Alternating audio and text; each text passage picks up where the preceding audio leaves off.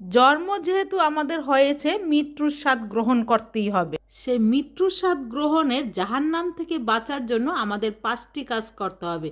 সেই 5টি কাজ কি জানেন আপনারা? জানলে তো অবাক হয়ে যাবেন। আমরা যদি প্রতিনিয়ত এই 5টি কাজ করি তাহলে জাহান্নামের আগুন থেকে আমরা বাঁচতে পারবো। তো 1 নম্বর হচ্ছে সূরাতুল মুলক আমল করা। প্রতিদিন আপনারা সূরাতুল মুলক আমল করবেন।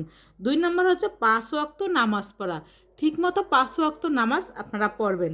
3 নম্বর হয়েছে সূরাতুল ইখলাস নিম্নতম প্রতিদিন 10 বার পড়তে চেষ্টা করবেন।